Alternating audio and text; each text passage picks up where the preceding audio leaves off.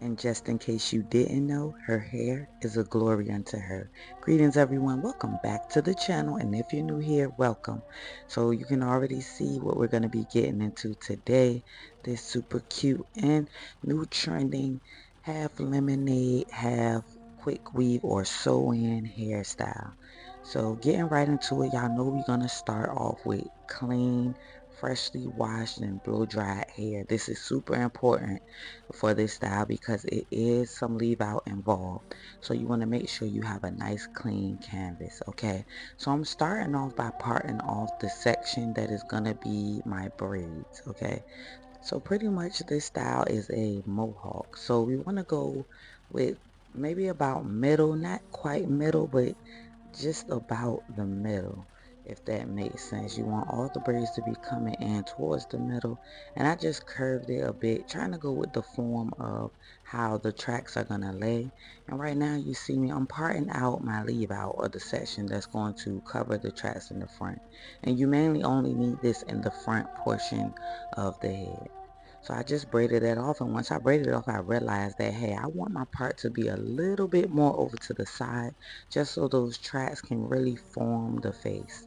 So I'm parting out a new leave out section, and I'm going to take the old one that I created and add that into my braid down. So you can kind of go with your discretion or what the client is going for, and use that to determine how much hair you want to leave out and where you need your leave out. So now moving on, I'm going to be braiding down the foundation for where I'll be sewing or gluing my tracks. So I'm going to be using glue for this method, but you can also do this as a sew-in, okay? So I'm just doing maybe about 5 or 6 just big braids going down, and I'm going to be using the drop and pick method, which is, I'm going to show you here. I take the end of the braid I previously braided, and I just added that into, or picked it up into, the next braid. Alright, so I'm going to do that with each of my ends until I get to the last one. Then I just kind of tuck that under wherever it can fit. Now I'm using some edge booster gel, and I'm just going to completely saturate all of those braids with the gel, and this is going to pretty much create a layer to protect her hair from the glue. Now, if you have some stocking cap or some official morning glory that you want to put up there, by all means, whatever your technique may be, but this is an old school tip that you can use when you don't have a cap or any other protectant. I'm also going to spray some Got to Be spray up here to help harden it. And so we're going to go ahead and let that dry while we do our braids on the side. Okay, and of course if you're doing a sew-in, you won't have to do all that gel stuff. That was just for the quick weave method. And you can also use a blow dryer to help speed the drying time. But now for the braids, I'm just going in and I'm just going to add some stitch braids with some designs all on the side of her head.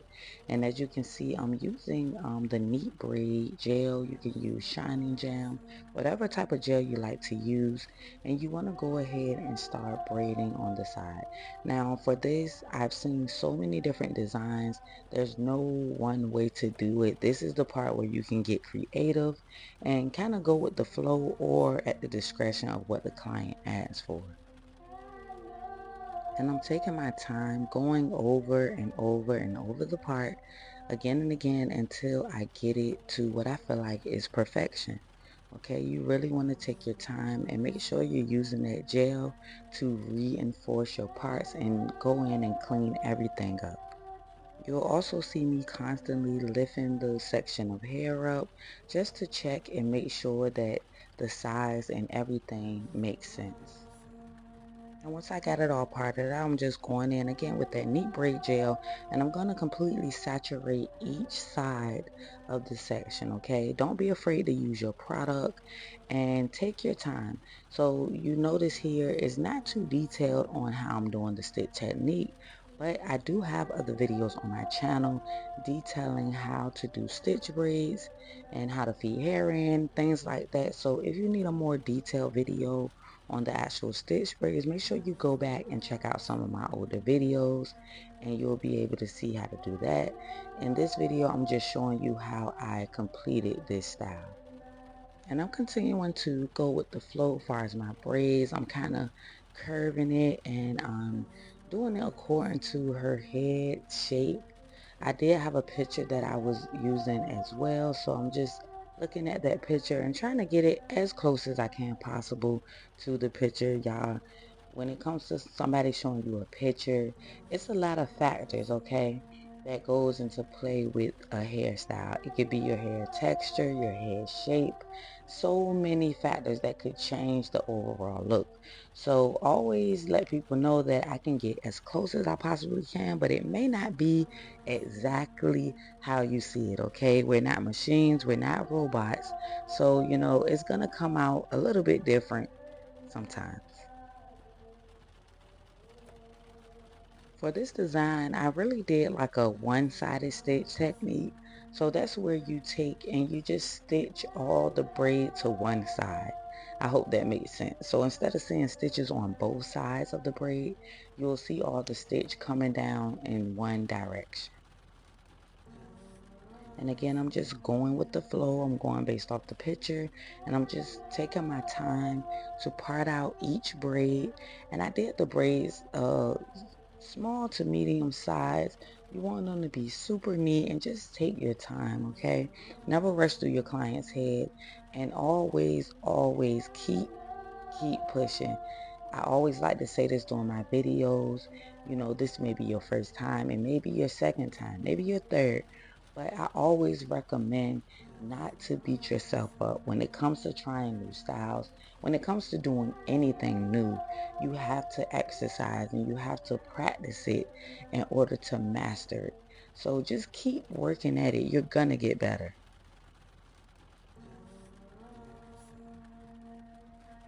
For this style, I didn't add in any braiding hair when it came to the cornrows or the braids, just because I wanted a very sleek and clean braid. Sometimes when you add the hair in, it can cause your braids to be kind of bulky, and she just really didn't need it. You'll notice some clients, they don't need too much. Now, if you have a client with, some struggle areas, by all means, or if they just prefer it because they say, it makes the braids last longer, by all means, just add in a little bit of hair at a time, not too much. But for the most part, you can do this just with the client's natural hair. I'm keeping that same routine up. I'm cleaning up my parts with that gel. I'm taking my time as I part, going over and over it again until I get it to perfection. And I'm just taking my time to stitch and really just map out how I want the design to be. Again, it's no set way. Your design doesn't have to be like this. It can be no designs. You could do braids going straight to the side. The possibilities are endless, okay?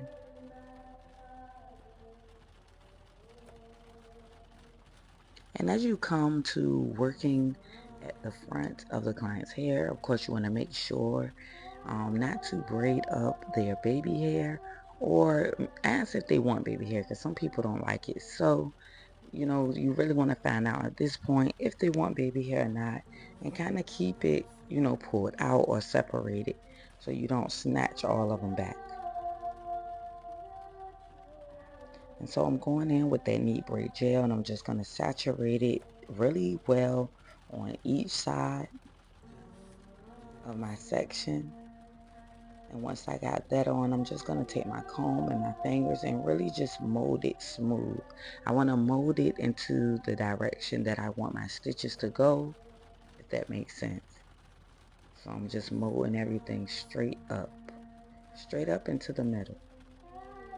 And that's going to be on each side.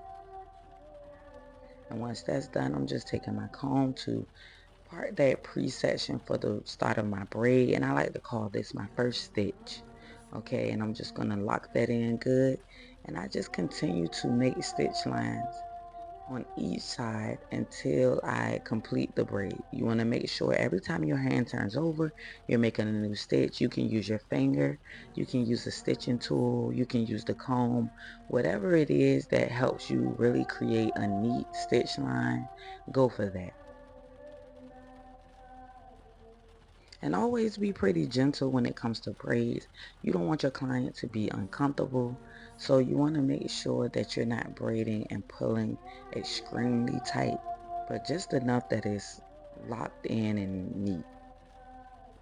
And I'm still just working out that design. As you can see, I did take up one of the parts I just had in because I wasn't feeling the direction or in the way that it was going. So I just took it up and I started in a different area. Okay.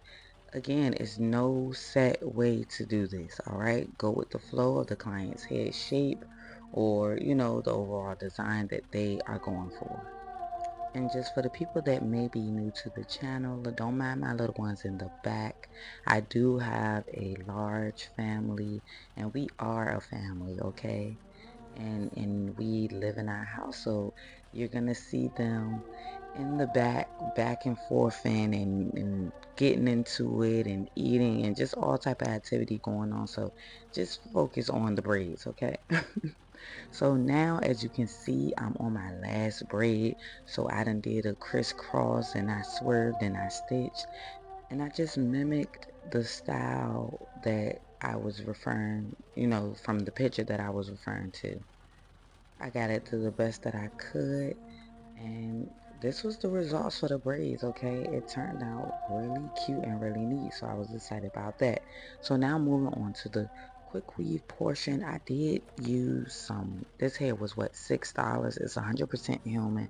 I caught it on the clearance rack at my local beauty supply store. Of course, I have my hair glue, and I'm just using that Got to Be spray right now, like I had mentioned earlier, to continue to create that barrier between her natural hair and that hair glue, okay? So the Got to Be spray gets really hard, so we just sprayed that up there and now we're using that blow dryer just to set everything in. So I've unpackaged my bundles and I'm going to, my bundles, my tracks or weave, whatever you want to call it, and I'm just measuring out, okay? I'm measuring it out in the back and then you'll see I'm going to start to curve those tracks up in the front. So I say maybe about 3 to 4 tracks just going straight across in the back. And then as you get up to that ear, I'm going to start to curve those tracks up towards the front, okay? And it's like a side part style. So you want to really create that volume going up towards the side.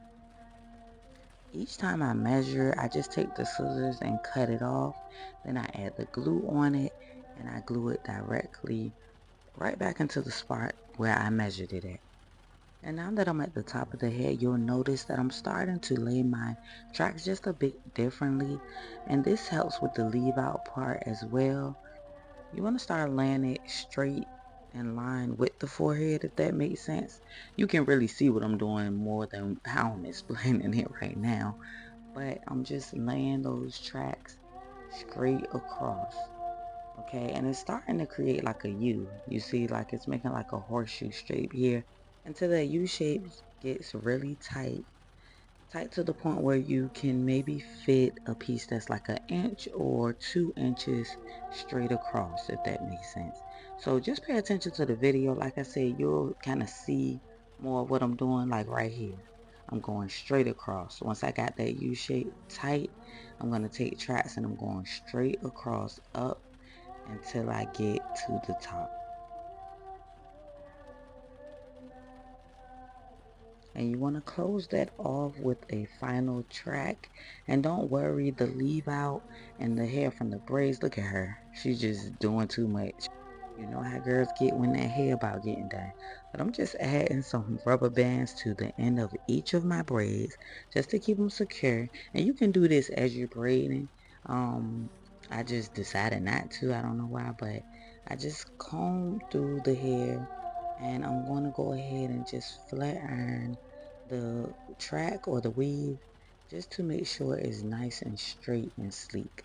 Again, this was a cheaper pack of hair, but it's not too bad for $6 for some human hair, okay, and a little bit of color. You can't beat that. And I decided to go the cheaper route because we were experimenting, and I'm glad I did because they was acting funny about this style, y'all. It's so cute to me, but the youngins, my daughter and her sister, they were Let me tell you, they had all type of jokes. It was some type of emo girl style or Auntie Angie looking style or something like that. But so now I'm just going in and I'm going to flat iron the ends that we left loose on the braid. So after we added the rubber band, the ends that we left loose, I'm just going to go through. I'm going to take my time because I don't want the heat to get so close to the rubber band that it pops. So be very mindful not to get too close to the rubber bands, but you just want to go in and you want to flat iron all of the parts that was left out, okay? Now moving on to our finishing touches, we're gonna just go ahead and flat iron those baby hairs like we always do, because that's how they like them. They like them nice and dramatic and fluffy. So we just flat iron it so it can have like a natural curl to it. And then I'm gonna go in with my Got to Be spray and edge booster just to really shape and define the baby hair. And that's not going to be detailed on the baby hair either, but again, on my channel, you'll see other videos that detail how I do the baby hairs. But you just want to use that edge booster and just kind of swoop and swerve it until you get it to your likings. Always use your fingers to reinforce that comb, and yeah, you should get some good results. And I did use the Got to Be wax spray as I flat ironed the hair. And some of that got to be actually on the leave out parts as well. I like to use it on the leave out just because it helps to keep everything nice and set. It's like a good setting spray. So just spray that over the entire style and it would give it a nice hold. Alright, so y'all can see, look, she's swinging it. But that's going to conclude the tutorial, and this is our results. Super, super cute. Like, I don't understand what was the problem with it. Like, I really like the style. I don't know, maybe my daughter said it could have been the color, but I think overall the color, the braids, I mean, everything about it, it is super cute, and I feel like it's really nice for the summertime because you don't have to have like a head full of weave. It kind of gives one side a break in a sense.